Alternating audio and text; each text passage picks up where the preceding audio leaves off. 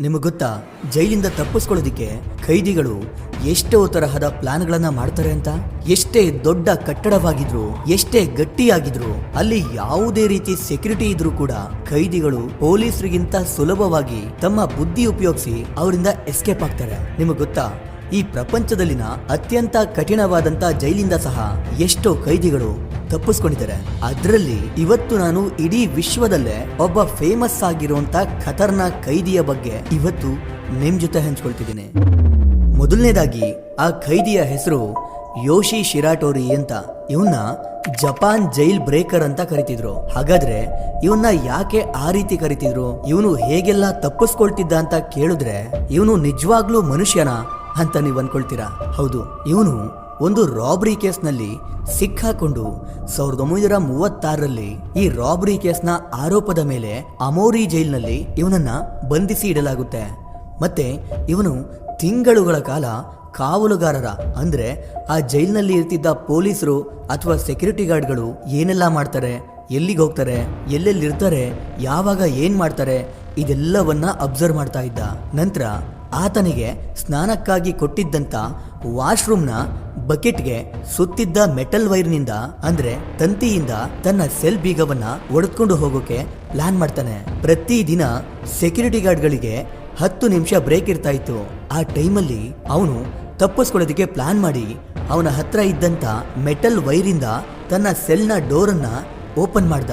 ಆದ್ರೆ ಆ ದಿನ ಅವನಿಗೆ ಕೆಟ್ಟ ದಿನ ಆಗಿದ್ರಿಂದ ಆತ ಇನ್ನೂ ಕೆಲವು ಜಾಸ್ತಿ ಡೋರ್ಗಳನ್ನ ಅಥವಾ ಲಾಕ್ಗಳನ್ನ ಓಪನ್ ಮಾಡಿ ಅವನು ಹೊರಗಡೆ ಹೋಗ್ಬೇಕಿತ್ತು.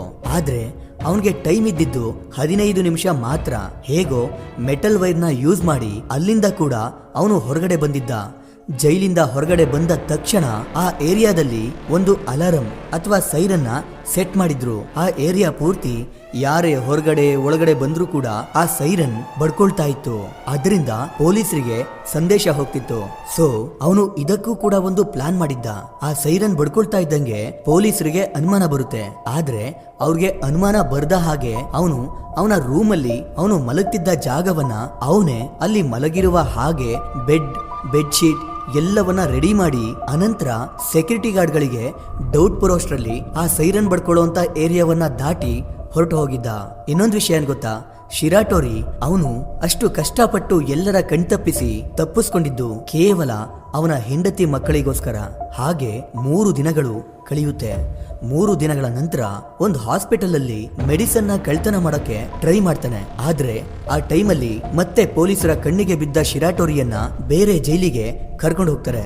ಯಾಕಂದ್ರೆ ಮೊದಲೇ ಒಂದು ಬಾರಿ ಜೈಲಿಂದ ತಪ್ಪಿಸ್ಕೊಂಡಿದ್ರಿಂದ ಈ ಬಾರಿ ಕೋರ್ಟ್ ಜೀವಾವಧಿ ಶಿಕ್ಷೆ ಕೊಟ್ಟು ಅವನನ್ನ ಅಕೀತಾ ಅನ್ನುವಂತ ಜೈಲಿಗೆ ಶಿಫ್ಟ್ ಮಾಡ್ತಾರೆ. ಆದ್ರೆ ಅವನು ಮೊದಲೇ ಒಂದು ಜೈಲಿಂದ ತಪ್ಪಿಸ್ಕೊಂಡಿದ್ರಿಂದ ಅವನನ್ನ ಈ ಸಲ ಒಂದು ಸಪರೇಟ್ ಆಗಿರುವಂತ ಸೆಲ್ ಒಳಗಡೆ ಹಾಕ್ತಾರೆ. ಆ ಸೆಲ್ ಅಲ್ಲಿ ಅವನ್ಗೆ ಪ್ರತಿ ದಿನ ಪೊಲೀಸರು ಅಥವಾ ಸೆಕ್ಯೂರಿಟಿ ಗಾರ್ಡ್ಗಳು ತುಂಬಾ ಹೊಡಿತಿದ್ರು. ಯಾಕಂದ್ರೆ ಅವನು ಇನ್ನೊಂದ್ಸರಿ ಈ ಜೈಲಿಂದ ತಪ್ಪಿಸ್ಕೋಬಾರ್ದು ಅಂತ. ಅಷ್ಟು ಜನ ಪೊಲೀಸರಲ್ಲಿ ಅಥವಾ ಸೆಕ್ಯೂರಿಟಿ ಗಾರ್ಡ್ಗಳಲ್ಲಿ ಒಬ್ಬ ಸೆಕ್ಯೂರಿಟಿ ಗಾರ್ಡ್ ಶಿರಾಟೋರಿ ಬಗ್ಗೆ ಒಳ್ಳೆಯದು ಕೆಟ್ಟದ್ದು ಅವನ ಬಗ್ಗೆ ಎಲ್ಲವನ್ನೂ ತಿಳ್ಕೊಳ್ತಾನೆ. ಆಮೇಲೆ ಆ ಪೊಲೀಸ್ಗೆ ಶಿರಾಟೋರಿ ಮೇಲೆ ಒಂದು ಒಳ್ಳೆ ಅಭಿಪ್ರಾಯ ಬರುತ್ತೆ. ನಂತರ ಶಿರಾಟೋರಿಯನ್ನ ಬಂಧಿಸಿ ಇಟ್ಟಿದ್ದಂತ ಆ ಸೆಲ್ನ ರೂಮ್ನ ಒಳಗಡೆ ಇದ್ದದ್ದು ಒಂದು ಚಿಕ್ಕ ಕಿಟಕಿ ಮಾತ್ರ. ಅದು ಕೂಡ ಕೆಳಗಡೆ ಇರ್ಲಿಲ್ಲ, ಸ್ವಲ್ಪ ಮೇಲ್ಗಡೆ ಇತ್ತು. ಈ ಸಲ ಕೂಡ ಅವನು ಒಂದು ಪ್ಲಾನ್ ಮಾಡ್ತಾನೆ. ಎಲ್ಲಿಂದಲೋ ಒಂದು ಚಿಕ್ಕ ಮೆಟಲ್ ವೈರ್ ಅನ್ನ ವ್ಯವಸ್ಥೆ ಮಾಡ್ಕೊಳ್ತಾನೆ. ಆತ ಪ್ರತಿದಿನ ರಾತ್ರಿ ಆ ಮೆಟಲ್ ವೈರ್ ನ ಹೆಲ್ಪ್ ಇಂದ ತನ್ನ ಕೈಗಳ ಕೋಳವನ್ನ ಬಿಚ್ಕೊಳ್ತಾ ಇದ್ದ. ನಂತರ ತನ್ನ ಗೋಡೆಯನ್ನ ಏರಲು ಪ್ರಾಕ್ಟೀಸ್ ಮಾಡ್ತಾ ಇದ್ದ. ಅವನು ಅದೇ ರೀತಿ ಪ್ರಾಕ್ಟೀಸ್ ಮಾಡ್ತಾ ಮಾಡ್ತಾ ಆ ಕಿಟಕಿಯವರೆಗೂ ಎಗರೋದನ್ನ ಕಲಿತು ಬಿಟ್ಟಿದ್ದ. ಪ್ರತಿದಿನ ಆ ಕಿಟಕಿಯನ್ನ ಹಿಡ್ಕೊಂಡು ಎಳೆದು ಒಂದಿನ ಆ ಕಿಟಕಿ ಲೂಸ್ ಆಗುತ್ತೆ. ನಂತರ ಅವನು ಪೊಲೀಸರಿಗೆ ಡೌಟ್ ಬರಬಾರ್ದು ಅಂತ ಪೊಲೀಸರು ಯಾವಾಗೆಲ್ಲ ಅವನ್ನ ಚೆಕ್ ಮಾಡಕ್ ಬರ್ತಿದ್ರು ಅವನೇ ಅವನ ಕೈಗಳಿಗೆ ಕೋಳವನ್ನ ಹಾಕೊಂಡು ನಾಟಕ ಮಾಡ್ತಾ ಇದ್ದ. ನಂತರ ಒಂದಿನ ರಾತ್ರಿ ಮಳೆ ಜೋರಾಗಿ ಬರ್ತಾ ಇತ್ತು. ಆ ಟೈಮಲ್ಲಿ ಅವನು ಜೈಲಿಂದ ಪರಾರಿಯಾಗಿದ್ದ. ಕೊನೆಗೊಂದಿನ ಪೊಲೀಸರು ರೂಮನ್ನ ಚೆಕ್ ಮಾಡ್ಕೊಂಡು ಬರ್ಬೇಕಾದ್ರೆ ಶಿರಾಟೋರಿಯ ರೂಮ್ ಖಾಲಿ ಇರೋದನ್ನ ನೋಡಿ ಶಾಕ್ ಆದ್ರು. ಸೆಕೆಂಡ್ ಟೈಮ್ ಕೂಡ ಅವನು ತಪ್ಪಿಸ್ಕೊಂಡು ಪೊಲೀಸರಿಂದ ಎಸ್ಕೇಪ್ ಆಗಿ ಪೊಲೀಸರ ಕೈಗೆ ಸ್ವಲ್ಪ ದಿನಗಳ ಕಾಲ ಸಿಗದೆ ಓಡಾಡ್ತಾ ಇದ್ದ. ಹೀಗೆ ಸ್ವಲ್ಪ ದಿನಗಳು ಕಳೆದ ಮೇಲೆ ಇನ್ನು ನನ್ನ ಕೈಯಲ್ಲಿ ಆಗಲ್ಲ ಅಂತ ಶಿರಾಟೋರಿಯ ಬಗ್ಗೆ ಎಲ್ಲವನ್ನೂ ತಿಳ್ಕೊಂಡಿದ್ದಂತ ಆ ಸೆಕ್ಯೂರಿಟಿ ಅಥವಾ ಪೊಲೀಸ್ನ ಮನೆಗೆ ಬಂದು ನಂದು ಏನು ತಪ್ಪಿಲ್ಲ, ನಾನು ಯಾವ ತಪ್ಪನ್ನೂ ಮಾಡಿಲ್ಲ, ನನಗೆ ಸಹಾಯ ಮಾಡಿ ಅಂತ ಆ ಪೊಲೀಸ್ನ ಮೇಲೆ ನಂಬಿಕೆ ಇಟ್ಟು ಅವನನ್ನ ಕೇಳ್ಕೊಳ್ತಾನೆ. ಆದ್ರೆ ಶಿರಾಟೋರಿ ಜೊತೆ ಚೆನ್ನಾಗಿ ಮಾತಾಡ್ತಿದ್ದ ಆ ಪೊಲೀಸ್ ಅವನ್ಗೆ ಗೊತ್ತಾಗದೇ ಇರೋ ಹಾಗೆ ಪೊಲೀಸರಿಗೆ ಫೋನ್ ಮಾಡ್ತಾನೆ. ಇದ್ರಿಂದ 3ನೇ ಬಾರಿ ಕೂಡ ಶಿರಾಟೋರಿ ಜೈಲಿಗೆ ಬರ್ತಾನೆ. ಈ ಸರಿ ಶಿರಾಟೋರಿಯನ್ನ ಅಬಾಸಾರಿ ಎಂಬ ಜೈಲಿಗೆ ಶಿಫ್ಟ್ ಮಾಡ್ತಾರೆ. ಆ ಜೈಲಿಂದ ಇದುವರೆಗೂ ಯಾರು ತಪ್ಪಿಸ್ಕೊಂಡಿರ್ಲಿಲ್ಲ. ತುಂಬಾ ಕಠಿಣವಾದ ಸೆಕ್ಯೂರಿಟಿ ಇದ್ದಿದ್ರಿಂದ ಜಪಾನ್ನ ದೊಡ್ಡ ದೊಡ್ಡ ಖೈದಿಗಳನ್ನ ಈ ಜೈಲಿನಲ್ಲೇ ಇಡ್ತಾ ಇದ್ರು. ಈಗಾಗ್ಲೇ 2 ಸರಿ ತಪ್ಪಿಸ್ಕೊಂಡಿದ್ದಂತ ಶಿರಾಟೋರಿಯನ್ನ ಇಂಥ ಒಂದು ಜೈಲಿಗೆ ಶಿಫ್ಟ್ ಮಾಡ್ತಾರೆ. ಈ ಸಲ ಕೈಗೆ ಕಾಲ್ಗೆ ಮಾಮೂಲಿ ಮೆಟಲ್ಗಿಂತ ದಪ್ಪ ಇರುವ ಮೆಟಲ್ ಚೈನ್ ಅನ್ನ ಕೈಗೆ ಕಾಲ್ಗೆ ಹಾಕ್ತಾರೆ. ಎಸ್ಕೇಪ್ ಆಗೋಕೆ 1% ಅವಕಾಶ ಕೂಡ ಇರಲಿಲ್ಲ. ಆದ್ರೂ ಆ ಜೈಲ್ನಲ್ಲಿ ಇರ್ತಿದ್ದಂತ ಪೊಲೀಸರು ಇವನಿಗೆ ಕೊಡ್ತಿದ್ದ ನರಕವನ್ನ ತಡೆಯೋಕಾಗ್ದೆ ಅವನು ಅಲ್ಲಿಂದ ಎಸ್ಕೇಪ್ ಆಗೋಕೆ ಮತ್ತೊಂದ್ಸರಿ ಪ್ಲಾನ್ ಮಾಡ್ತಾನೆ. ಆದ್ರೆ ಅದು ಸುಲಭ ಆಗಿರ್ಲಿಲ್ಲ. ಅಲ್ಲಿ ಇದ್ದದ್ದು ಒಂದೇ ಒಂದು ಕಿಟಕಿ ಮಾತ್ರ, ಅದು ಕೂಡ ತುಂಬಾ ಬೋಲ್ಟ್ಗಳಿಂದ ಬಿಗಿಯಾಗಿ ಫಿಟ್ ಆಗಿತ್ತು. ಅಲ್ಲಿಂದ ಹೊರಗಡೆ ಹೋಗೋದು ಇಂಪಾಸಿಬಲ್.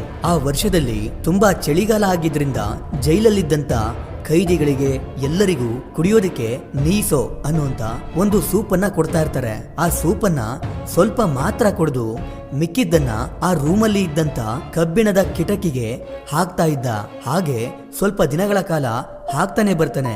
ಶಿರಾಟೋರಿ ಪ್ಲಾನ್ ಪ್ರಕಾರ ಅವರು ಕುಡಿಯೋದಿಕ್ಕೆ ಕೊಡ್ತಿದ್ದಂತ ಸೂಪ್ನಲ್ಲಿ ಹೆಚ್ಚಾಗಿ ಉಪ್ಪಿನ ಪ್ರಮಾಣ ಇದ್ದಿದ್ರಿಂದ ಅವನು ಆ ಸೂಪನ್ನ ಆ ಕಬ್ಬಿಣದ ಕಿಟಕಿಯ ಮೇಲೆ ಎರುತ್ತಾ ಹೋದ್ರೆ ಆ ಕಿಟಕಿಗೆ ಫಿಟ್ ಮಾಡಿದ್ದಂತ ಬೋಲ್ಟ್ಗಳು ತುಕ್ಕು ಹಿಡಿದು ನಿಧಾನವಾಗಿ ಲೂಸ್ ಆಗ್ತವೆ. ಆಗ ನಾನು ಈ ಕಿಟಕಿಯಿಂದ ತಪ್ಪಿಸ್ಕೊಳ್ಬಹುದು ಅನ್ನೋದು ಅವನ ಪ್ಲಾನ್ ಆಗಿತ್ತು. ಅದೇ ರೀತಿ ಆ ಸೂಪನ್ನ ಹಾಕ್ತಾ ಹಾಕ್ತಾ ಆ ಬೋಲ್ಟ್ಗಳು ತುಕ್ಕು ಹಿಡಿದು ಅವು ಲೂಸ್ ಆಗಿ ಕೆಳಗಡೆ ಬೀಳ್ತವೆ. ಆ ಕೆಳಗಡೆ ಬಿದ್ದಂತ ಬೋಲ್ಟ್ಗಳಿಂದಲೇ ಅವನ ಕೈಗೆ ಕಾಲುಗಳಿಗೆ ಹಾಕಿದ್ದಂತ ಚೈನುಗಳ ಲಾಕ್ ಗಳನ್ನ ಓಪನ್ ಮಾಡಿಕೊಂಡು ಅಷ್ಟು ಚಿಕ್ಕದಾಗಿದ್ದ ಕಿಟಕಿಯ ಗ್ಯಾಪ್ ನಲ್ಲೇ ಅವನು ಎಸ್ಕೇಪ್ ಆಗಿದ್ದ. ಆಮೇಲೆ ಪೊಲೀಸರಿಗೆ ಅದನ್ನ ನಂಬೋದಿಕ್ಕಾಗಲ್ಲ, ಯಾಕಂದ್ರೆ ಮನುಷ್ಯರು ಅಷ್ಟು ಚಿಕ್ಕದಾಗಿರುವಂತ ಗ್ಯಾಪ್ ನಲ್ಲಿ ನುಗ್ಗೋದು ಅಸಾಧ್ಯ. ಹಂಗೂ ಕೂಡ ಶಿರಾಟೋರಿ ಅಂತ ಒಂದು ಸಣ್ಣ ಗ್ಯಾಪ್ ನಲ್ಲಿ ತನ್ನ ದೇಹವನ್ನ ತುಂಬಾ ಅಂದ್ರೆ ತುಂಬಾ ಸಣ್ಣದಾಗಿ ಮಾಡಿಕೊಂಡು ಆ ಗ್ಯಾಪ್ ನಿಂದ ತೂರಿ ಅನಂತರ ಆ ಜೈಲ್ನ ಮ್ಯೂಸಿಯಂ ಟೆರೆಸ್ ಮೇಲಿಂದ ಎಸ್ಕೇಪ್ ಆಗಿದ್ದ. ಹಿಸ್ಟರಿ ಪ್ರಕಾರ ಆ ಜೈಲಿಂದ ಈವರೆಗೂ ಯಾರೂ ಕೂಡ ಅಲ್ಲಿಂದ ತಪ್ಪಿಸ್ಕೊಂಡೇ ಇರಲಿಲ್ಲ. ಅದಕ್ಕೆ ಅವನ ಒಂದು ಶಿಲೆಯನ್ನ ಆ ಜೈಲಿನ ಮ್ಯೂಸಿಯಂ ಅಲ್ಲಿ ಇಟ್ಟಿದ್ದಾರೆ. 3ನೇ ಬಾರಿ ಎಸ್ಕೇಪ್ ಆಗಿದ್ದ ಈತ 2 ವರ್ಷಗಳ ಕಾಲ ಯಾರಿಗೂ ಕೂಡ ಕಾಣಿಸ್ಕೊಂಡೇ ಇರೋದಿಲ್ಲ. ನಂತರ ಹೀಗೆ ಒಂದ್ಸರಿ ಅವನ್ಗೆ ತುಂಬಾ ಹಸಿವಾಗಿ ಒಂದು ತೋಟಕ್ಕೆ ಹೋಗಿ ಟೊಮೆಟೊ ಕದಿಬೇಕಾದ್ರೆ ಆ ರೈತನ ಕೈಗೆ ಸಿಕ್ಕಾಕೊಂಡು ಆ ರೈತನ ಜೊತೆ ಜಗಳ ಮಾಡ್ಕೊಳ್ತಾನೆ. ಕೊನೆಗೆ ಪ್ರಾಣ ಭಯದಿಂದ ಆ ರೈತನನ್ನ ಕೂಡ ಸಾಯಿಸಿ ಆಮೇಲೆ ಪೊಲೀಸರಿಗೆ ಸಿಕ್ಕಿ 4ನೇ ಬಾರಿ ಅರೆಸ್ಟ್ ಆಗ್ತಾನೆ. ಈ ಸಲ ಶಿರಾಟೋರಿಗೆ ಕೋರ್ಟ್ ಮರಣದಂಡನೆ ವಿಧಿಸಿ ಜೈಲಿಗೆ ಹಾಕ್ತಾರೆ. ಆದ್ರೆ ಆ ರೂಮಲ್ಲಿ ಯಾವುದೇ ರೀತಿ ಕಿಟಕಿ ಯಾವುದೂ ಇರಲಿಲ್ಲ. ಅಲ್ಲಿಂದ ತಪ್ಪಿಸ್ಕೊಳ್ಳೋದು 100% ಇಂಪಾಸಿಬಲ್. ಆದ್ರೆ ಅವನು ಅಲ್ಲಿಂದ ಕೂಡ ತಪ್ಪಿಸ್ಕೊಂಡಿದ್ದ. ಅವನ್ ಮಲಗ್ತಿದ್ದಂತ ಬೆಡ್ ನ ಕೆಳಗಡೆ ಅಂಡರ್ ಗ್ರೌಂಡ್ ಟನ್ನಲ್ ಮಾಡಿ ಅವನಿಗೆ ಮರಣದಂಡನೆ ಶಿಕ್ಷೆ ಜಾರಿಯಾಗೋದಕ್ಕಿಂತ ಮುಂಚೆನೆ ಅಲ್ಲಿಂದ ತಪ್ಪಿಸ್ಕೊಂಡಿದ್ದ.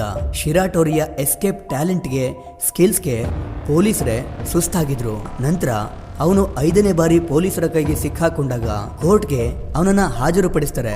ಅವನು 4 ಸಾರಿ ಎಸ್ಕೇಪ್ ಆಗಿದ್ರಿಂದ ಒಬ್ಬ ಪೊಲೀಸ್ಗೆ ಗಾಯ ಮಾಡಿಲ್ಲ, ಅಲ್ಲದೆ ಪ್ರಾಣ ಭಯ ಇದ್ದಿದ್ರಿಂದಾನೇ ಆ ರೈತನನ್ನ ಸಾಯಿಸಿದನೆ ಅಂತ ಕೋರ್ಟ್ ಶಿರಾಟೋರಿಯ ಮರಣದಂಡನೆಯನ್ನ ರದ್ದು ಮಾಡುತ್ತೆ.